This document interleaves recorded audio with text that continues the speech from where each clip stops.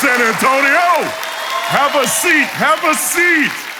Oh, it's so good to be here. How are y'all? Hey, check it out. Y'all see my boots?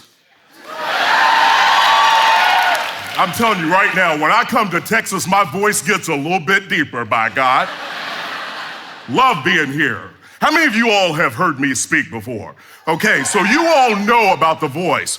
The rest 80% of the audience is scared half to death right now. You're thinking, my God, is that a sound effect? No. This is my voice. My voice changed at age 13. Can you imagine me trick-or-treating at your house? I scared people half to death. Sure did. And I can't hide, you all. I get harassed. Okay, I can't whisper. I'm banned in 51 of the public libraries in the United States. Can't go in there.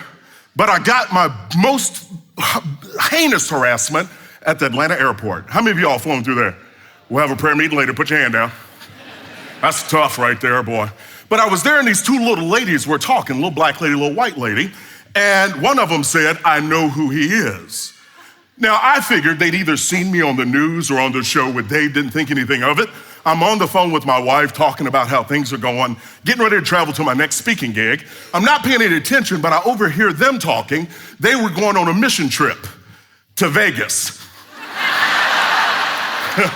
Now, some of y'all been on that mission trip too. We're not gonna talk about that today. But as I get ready to walk off, her friend said, girl, I know who he is. And she said, who is he? She said, he's the man from those insurance commercials. Really? And here's the deal, you all. I travel so much, I know it's gonna happen again. You gotta have a plan, right? So here's what I'm gonna do. The next time somebody says, he's the man from those insurance commercials, I'm gonna go like this. Are you in good hands? Because I'm watching you, then I'm gonna run off.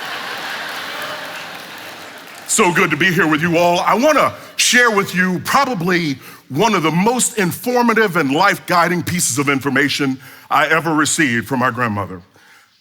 It was my senior year in college and I was trying to figure out what I was gonna do with my life. I'm sitting in her kitchen talking to her, and you all know how grandparents are. They can bring wisdom just like that.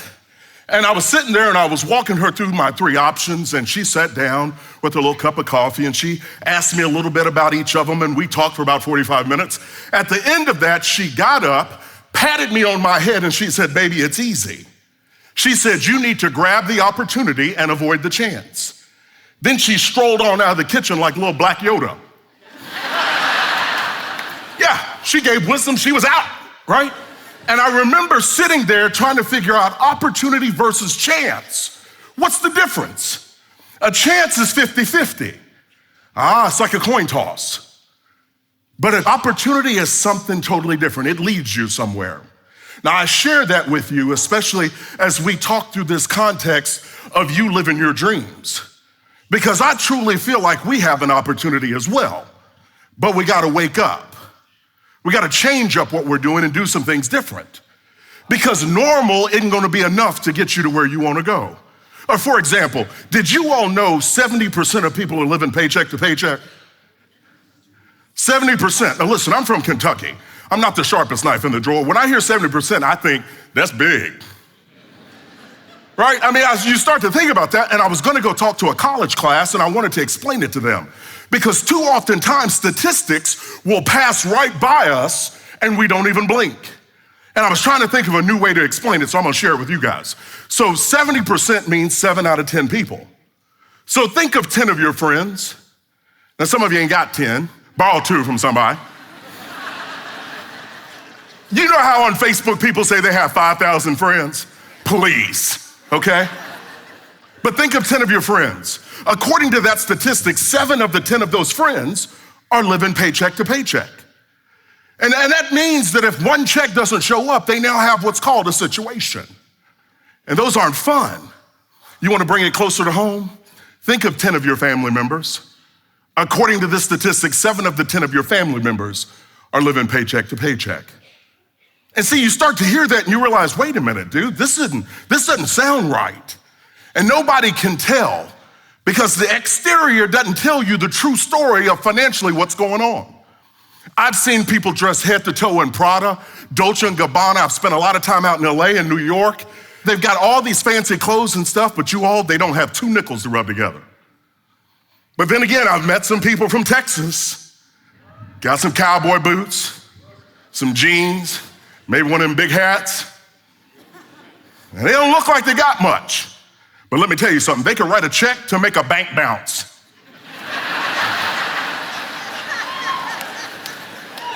And you think about that, some of you will get it tonight around 11 o'clock. They got some stuff. And why is that? Because they've planned, they're intentional. And it's not about being flashy and showing everybody stuff. And I'm gonna tell you all, I've coached some people. I've been with Dave for 11 years now. Had an opportunity to see some stuff that has encouraged me, and I've heard some stories and seen some other things that truly can make me cry. Like James and Judy. This was a couple that came in to sit down with me. This is a couple like you go to church with. Good people, you all. Kind-hearted. They do anything for anybody. They share, they're gentle. And sitting down and talking with them about their financial situation, the real truth began to be unveiled. At 62 and 63, they didn't have much. Matter of fact, they didn't have anything. Digging into their situation, they had 3 mortgages, 12 credit cards totaling over $25,000. And they had 3 car loans. And I was like, well, it's just 2 of you. And they said, well, the other car's for our baby. And I thought to myself, babies can't drive. I said, can you show me a picture of said baby? Dude had a beard. I said, that's not a baby, that's an adult. Looked like Rip Van Winkle. They're like, oh, we're making a payment for him because he's a little out of work. And I go, oh, okay, that can happen. How long's he been out of work? They said about 1.5 years. I said, that's not out of work, that's on vacation. And so walking with them through their situation, they never imagined they'd end up here. They thought Social Security was gonna save the day. I started to walk them through it, and they started to understand it's not gonna be enough for you to live your dreams. It's barely enough to take care of a mortgage payment. The average Social Security payout $16,000 a year. That equates to $1,333 a month. The average mortgage payment is $1,500 a month. The average new car payment's $570. The average used car payment's $435 a month. Social Security won't be enough. And I can remember sitting there talking with them and trying to give them tips of, hey, I needed you to wake up. I wanted them to get serious because I knew 10 or 12 years from now, you know where James and Judy will be? Waking up to work another 12-hour shift on a job they don't love. And my heart got sad. And I wanted them to want more for themselves. So here's the deal, you all. This was my epiphany. Retirement has nothing to do with an age. Everybody thinks it's age 65, some magic fairy is gonna show up to take care of you. No, retirement's not an age, it's a financial number. We gotta begin to look at things and understand our streams of income. Where are we getting money from? Where is revenue gonna come in? And you start to change your perspective looking at this because we've gotta see it and we've gotta understand it for what it is. I did some research with my book, Retire Inspired, came out in January. We had a blast. I was able to take my boys. I have 3 sons. I've got one that's built like me, Tyson, one that thinks like me, Brock, and then the other one that looks like me, Case.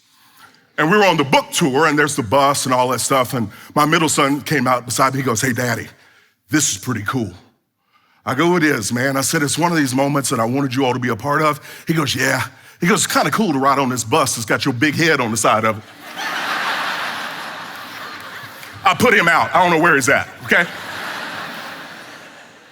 But doing research for this project, you all, I found that there were 2 big concerns with retirement. Number 1, it's not an old people thing. It's about being smart, right? And so walking through this, you know what the 2 big concerns were? Number 1 was running out of money. Fear of running out of money, and that's common sense. The second concern shocked me. You know what it was? Fear of becoming a burden to friends and family. And I had to look at this and I was starting to think, wait a minute, fear of being a burden? What does that mean? And I started to walk through it and it dawned on me. If you don't have enough to take care of yourself, the burden falls to friends and family to take care of you. And I looked at my three sons, and I love those boys. They're my legacy. And I kept thinking to myself, my job as a parent is to be a blessing to them, not to become a burden. Like, I don't ever want to do that to them. I love them too much. And it started to dawn on me, and then I thought, well, wait a minute. I am going to harass them a little bit when I get older. Oh, as much heartache as they've caused me? Oh, I'm going to get them back, San Antonio. Yes. Oh, yes. You see this gray? I didn't put it there. They did. So I got to get them back. You know what I'm going to do? You know how many times I pulled up to my driveway and had to get out to move a bike or a big wheel? Any of y'all had to do that? Guess what I'm going to do? I'm going to rent 3 walkers when I get old. I ain't lying. Every day at 2 o'clock, I'm going to go over and put it out in their driveway. Oh, they're getting out of their car. Uh-huh. How many of you walk through your house turning off lights, mumbling to yourself? Guess what I'm gonna do? I'm gonna install a universal clapper in all 3 of their homes. I'm gonna wake up at 4:30 in the morning, wake up and turn on every light in their house. By the way, have you ever stepped on a Lego in the middle of the night? I went down like I was shot. You don't need a house alarm, just throw some Legos out there around. I promise, bad guys will be like, hey dude, stay away from the house down there on the corner, they got Legos. Don't go down there. They eat up all my food. Guess what? I'm gonna go over to their house, take up all the food. And you know how kids act up when you have company over? I can't wait for them to have parties. I swear, I am not lying. Don't tell them. Here's what I'm gonna do. They're gonna have a little house party. Everybody's gonna be out there dancing. I'm gonna go in the back, strip down, put on a Depends, and walk straight through the family room. Don't visualize that. You'll burn your eyes out. I will harass them, right? I will harass them, but listen. Burden them, not on your life. I love them too much. I mean, I love them with my whole heart. So why would I put them in that position? I wouldn't. And so the bottom line is this. I want you to be aware. Please make sure you have term life insurance to cover you and your spouse. 12 times your annual income outside of your job. Don't have it in your job because there's a portability issue. If you leave your job or lose your job, you leave or lose your insurance. And so make sure you check out Xander Insurance to get a term life insurance quote that will follow you no matter what you do. One of the other stories that I heard, I'll never forget, Michael and Donna. They had come in back when I was doing financial coaching. They sat down with me. I knew they weren't serious because they were diddling and on their phone and scribbling on a piece of paper. The whole time I'm talking about budgeting and chasing down their investments, they weren't paying attention. I let this go on for about 45 minutes. I shut it down. I said, hey guys, we're done. They were like, okay. And they left. And it was one of those things where I went, boy, they missed an opportunity to grow forward. But I realized this as a financial coach, you can't make people want it. No matter how bad you want it for them, you can't make them want it. So 3 weeks go by and I get a phone message from Michael. Michael's a big man, played football, and so we had a lot in common. He left me a voicemail. He said, hey, Chris, will you call me back? I said, sure. I called him back. He said, can Donna and I come back in? I was like, wait a minute. Y'all weren't paying attention the first time. No. He was like, really? I go, yeah, y'all weren't paying attention the first time. And then he said something a 6'8" man doesn't normally say. He said, pretty please. Pretty please? I expect that from a child, right? And so I was like, sure, I'll give you an hour. They come in with notepads, calculators, voice recorders, they're focused. And I'm like, dude, what is going on? Listen, you all, they weren't blinking. They wrote down virtually everything that I said. I thought it was a joke. Finally, I said, all right, Michael and Donna, time out. What's going on? They were like, what? I go, listen, y'all weren't paying attention the first time. Now I can't get you to blink. And he said, Chris, I had a wake-up call. That's the word he used. He said his favorite aunt had called him to ask him to come cut her grass. The little guy that normally cut the grass was out of town, so the grass hadn't been cut in like a week and a half. And it was his favorite aunt, you all, his mom's sister. He hadn't seen her much. You know how it is. If you move across town and you get small kids of your own like Michael and Donna had, you don't get to do the things you used to do. You get priorities.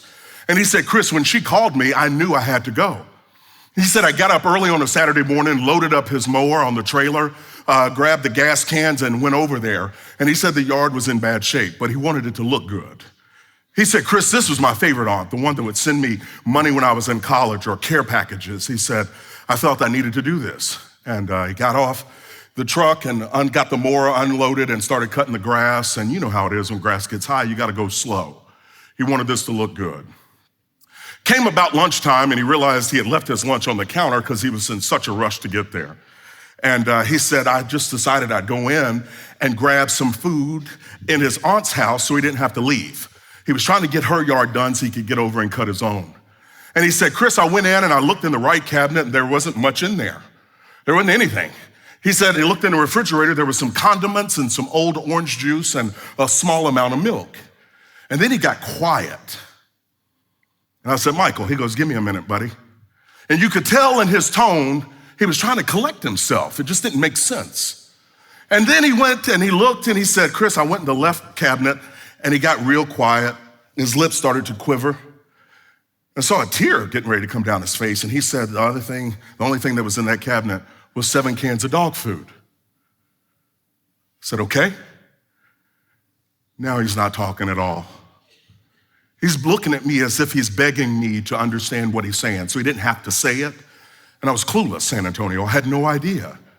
I said, I understand she had 7 cans of dog food. And he said, hold on. He said, Chris, she doesn't have a dog. And he's looking at me, and it was about a minute and a half later, it hit me like a ton of bricks. This is her retirement reality. San Antonio, if I could describe the look of horror,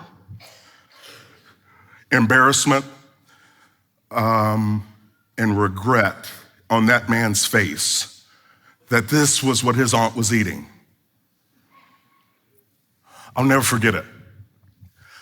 I collected myself, we got through that session, and I was on my way home, and I had to pull over because I always try to make sure I shift back into dad and husband mode when I get home. But this one weighed on my heart. This one impacted me, and I thought, I said, that can't be true. And I remember sitting there going, my God, is somebody in my family, is that their retirement reality? Is somebody in my family eating dog food or cat food and I don't know it? I'm not aware? And I started to just get so frustrated, and literally it hit me. I had to shout, that's not okay. That's not okay. Wouldn't wish that on my worst enemy. And I swear to you all, I go into grocery stores now and I'm very aware when I go down that dog food aisle and I look at it and I go, that's why I have to get out and help people. Because this is America that we live in. This is the land of the free and the home of the brave. We've all heard it and we've said it. The bottom line though, if we don't wake up and get serious, if we don't have the wake-up call like Michael had, the problem is it could end up feeling like the land of dreams forgotten and the home of the broke. That story has stuck with me. It's haunted me. It's motivated me because I thought people have to wake up. Michael called this a wake-up call for him, but he has no idea. I'm about to use this thing as a wake-up call for America. We've got to get intentional. We have to start to look at this because the deal can be done well. For example, Mary, a school teacher, single mom, 2 small kids, 9 and 7. Husband left her. They just didn't make it. And so she said, Chris, she came in to see me and she goes, I've got to learn to budget. And I said, yes, ma'am. She goes, no, you don't understand. She said, I'm this close to going on welfare.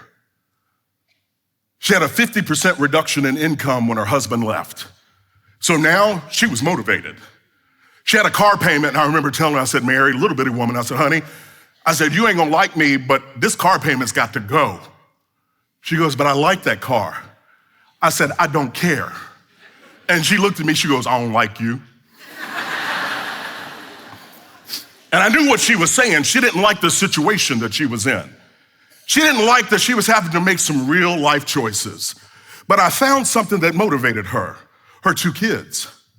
I said, see, Mary, you have no idea. What you're sacrificing now is building a path for them then. And she goes, I gotta do this, Chris. I gotta do this. And guess what? She did. She sold the Tahoe. She got rid of fancy clothes, had yard sales. This woman turned her life around. She did staycations instead of family vacations. Y'all know about staycations?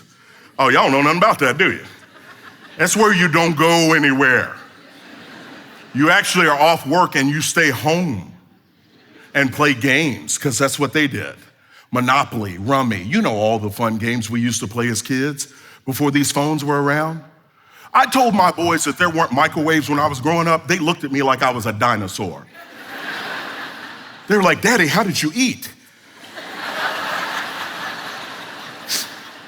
I'm like you all do now. We huddle around the kitchen table and we all eat together.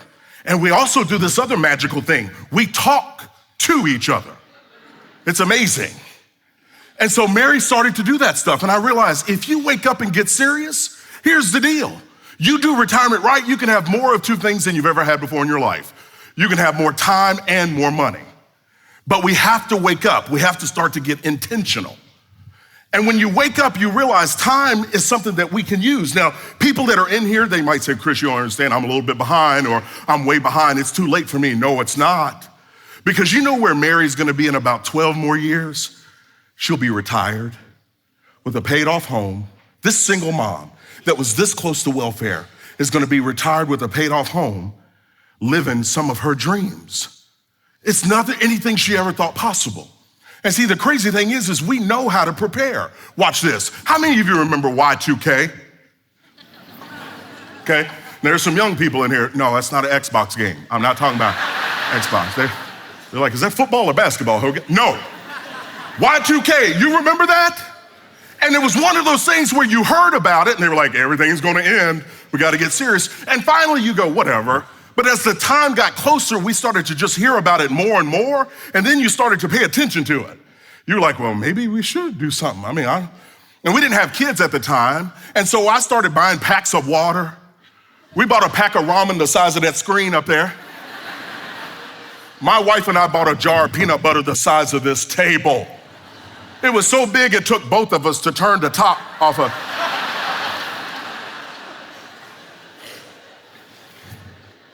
Yeah, packs of water, bullets.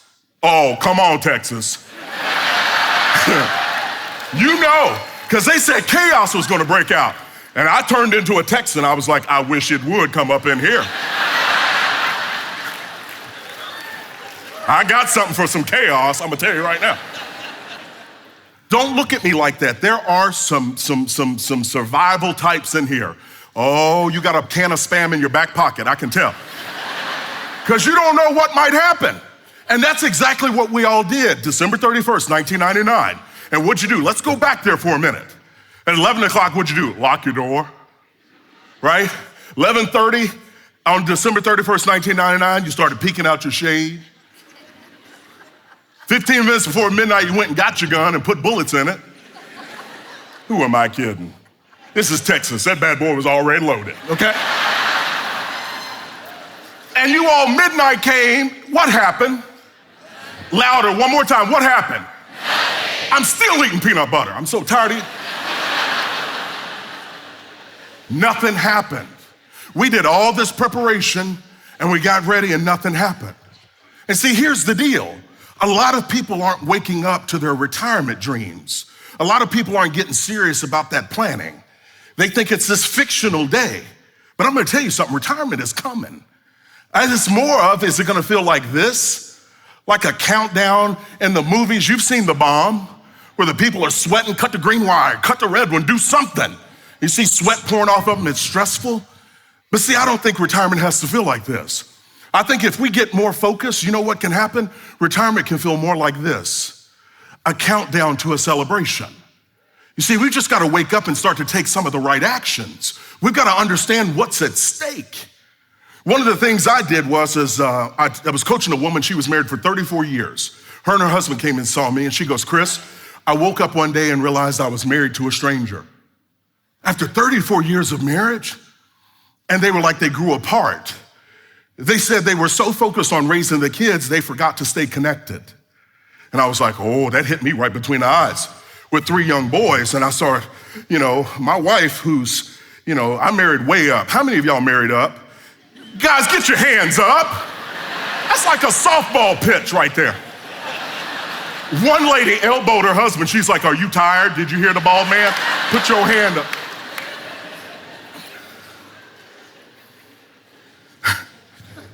And so I realized, oh my gosh, I gotta make sure my wife and I, we're staying connected. So I found a babysitter,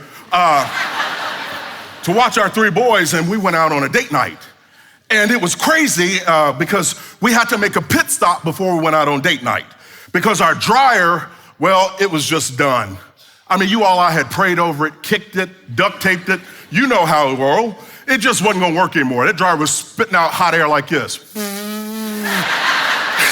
I could dry a sock faster like this than that thing. So I was like, fine, we gotta go price it. You know how it is, you gotta get the best price. So we went into this electronics store. I'll never forget it. And we were like, there's good deals in there. But as I walked in, I saw it. An 85-inch super duper high def TV. No, I ain't lying, you all. There were 4 dudes standing around it drooling. And my wife was like, where you going? I go, hold on. The football was on. Oh, now I know I'm up here in my skinny jeans and y'all think maybe Hogan played soccer, but let me tell you something. Oh no, football was on. And so I was back here standing looking at it and I was like, I ain't never seen football this clear. The grass was blowing in the wind. San Antonio, it was so clear, I saw sweat about to come out of somebody's pore. You know how clear it is? And I'm sitting there watching, my wife's like, come on, babe. I'm like, hold on. I was like, dude, this is crazy. And one guy was like, I've never seen it this clear. I go, dude, I've not seen football this clear, and I played it. It was amazing. And so we walked off, and so my wife's like, come on, we gotta go look at the dryer. I'm like, you can't go from an 85-inch super duper TV to a dryer. It was the most depressing 10 steps I've ever taken in my life. I'm over there looking at the dryer like this, like, yeah, it's fine. Damn dryer. So we go off to eat after that. And we're sitting there, and I've been working on this retirement stuff, right? I've been priming this and researching it because my eyes were just getting opened. And you all, I'm telling you something, I had a lot of concerns. Were we doing enough of the right stuff? I mean, I'm working the baby steps, but you don't understand, there were a lot of I's to dot and T's to cross. Because I wanted to ask my wife, I said, hey, babe, I'm just curious, what do you want to do in retirement? And she just looked at me. She goes, oh, I want to travel. I go, really? How many of you all want to travel? Okay, see, I travel a lot now with my job, and so my idea of fun is like traveling all around my house. Seriously, and she goes, I want to travel, and I was like, where are we gonna go? She said, Italy. And I was like, wow. And she lit up for 10 minutes talking about Italy. She goes, Chris, I can smell the garlic and the bread. I said, babe, we're in an Italian restaurant right now. Like, don't act like you are just so clairvoyant, okay? I smelled the garlic too. The man's right over there cooking it, right? She goes, no. And I was like, okay, what else are we doing? She goes, I want to travel to Italy, and we're going to eat at the restaurants. And I said, okay, what else? And then she said, and we're going to go shopping. She said it so loud, my wallet twitched in my back pocket. Hold on here. But she lit up like a Christmas tree. How many of you want to travel? Can my wife go with y'all? Like, I ain't cheap or nothing, I'll pay for it, whatever. Listen to me. The deal is this, and this is a big one. I want you to have a dream meeting with your spouse. And I don't want you to get tactical, not yet. I just want you to find out what makes your spouse light up and get excited talking about. And if you're single or newly single, I want you to find an accountability partner, somebody that wants you to win and to be successful. Talk with them about your dreams and find out about theirs. And see, what amazes me is when we talk about our dreams, we get happy. We get excited.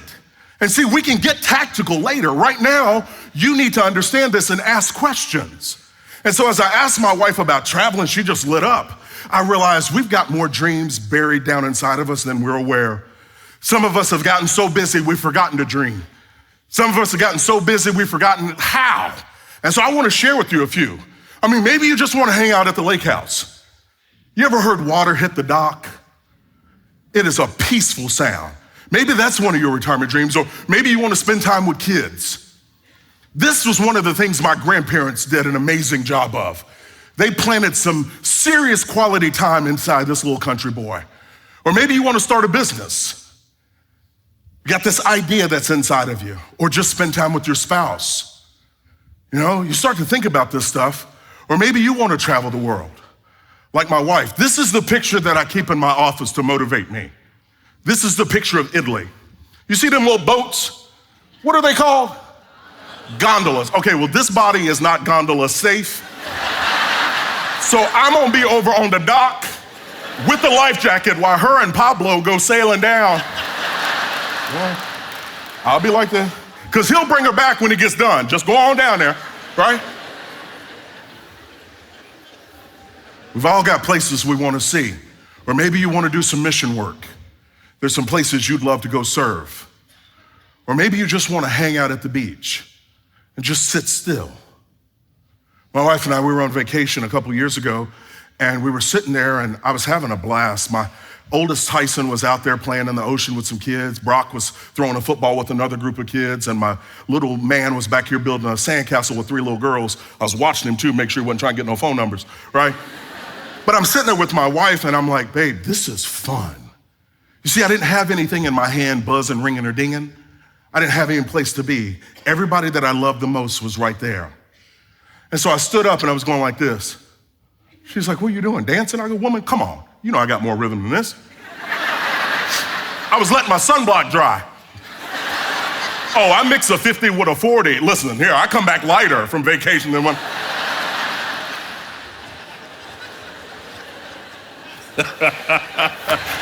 I ain't lying either. Takes like 3 days for that stuff to dry. But I was sitting there and my wife was like, Chris, we need to do more of this. And I thought in the back of my mind, we're gonna plot out the beaches we're gonna travel to do this. And maybe one day I have grandbabies with me and I get a chance to share those memories. You know, and eventually I took my hat off because I want to let my hair blow in the wind. San Antonio, please don't make bald jokes. I can grow all the hair I want in this quadrant right here. But it was a relaxing. And I want to tell you something, there's something amazing about that level of relaxation. And here's the deal, we have to tap into our dreams. That's what motivates us. But I want to take it a step further. So I want you to do your dream meeting. Next thing is you've got to understand if your dream is here and your reality is here, we got to understand how to close this gap. So you have to know your number. How much are you going to need? And that's where you figure out what is your RIQ. The Retire Inspired Quotient. What I wanted to do was boost people's IQ on this topic of retirement. I want people to start to get smarter and understand the government's not going to save the day. We've got to pave the way. We've got to understand what it is we're chasing down and why it matters so much. And so you've got to understand that. 52% of American workers have less than $10,000 saved for retirement. Less than 10 grand. And so if that 52% and 70% are living paycheck to paycheck, all these stats out there show that people are not ready. People are gonna have to work longer than they ever thought if they don't wake up and shake up what it is they're doing. And so here's my deal. I've seen these statistics and these numbers, and the bottom line is this: the numbers change when people do. When people start to get more intentional, they get focused, and they can make some stuff happen. And I'm gonna tell you something, San Antonio, I know you can because I'm seeing people do it all around the country. One of the things that truly motivates me is an opportunity to hopefully one day be a granddad. My grandparents were rock stars.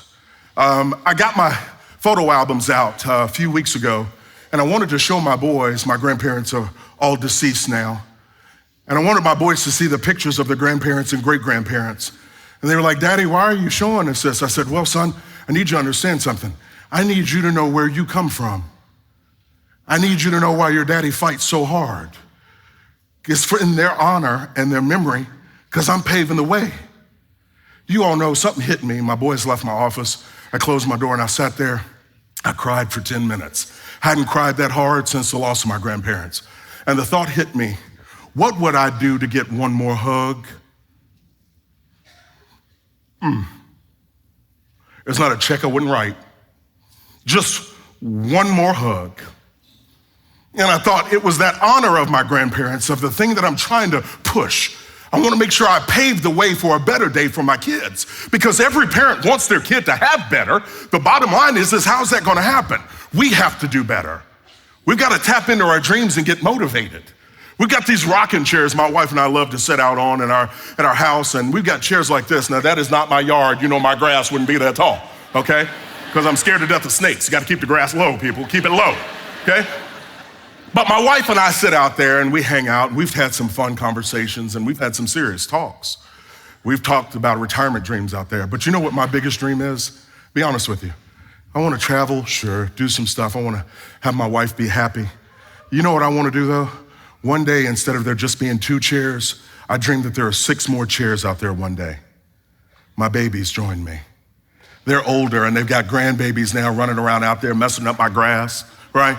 Because I'm gonna have my own style when I get old, okay? I'm gonna tell you right now, I'm gonna wear high white socks with flip-flops. Yes, I am. Yes, I am. Because old people wear whatever they want. They don't care what people think. Have you been to Florida? Okay.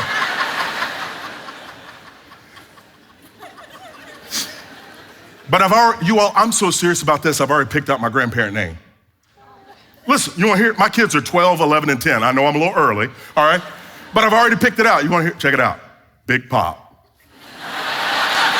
Oh, I'm serious about that name. I ain't lying, I'm gonna get license plates. Yeah, baby. You know why? Because I have my own style.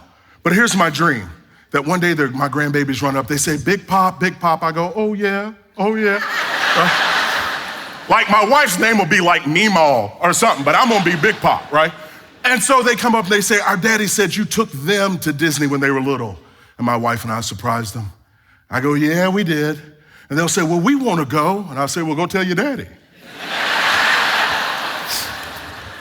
And I just wink at them. This is my dream, crystal clear.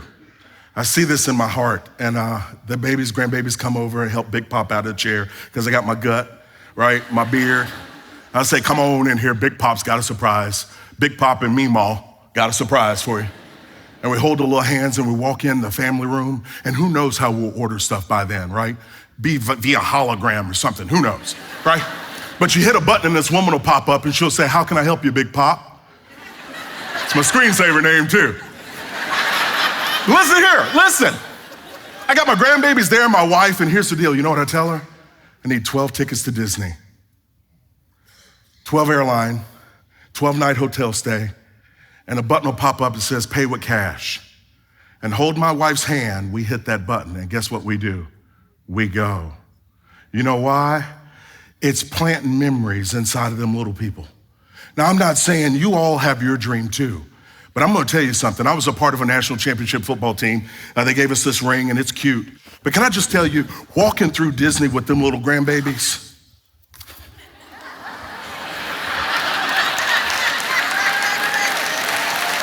oh, San Antonio, seriously. When you know you have sacrificed and you have worked and you've paved the way, and you get to greet them little grandbabies there and implant memories into their hearts that they'll never forget. And I'm walking through that park with Mickey Mouse on the front and Big Papa on the back, with my high white socks and flip-flops, rocking it, baby. Because you know why? Dreams matter.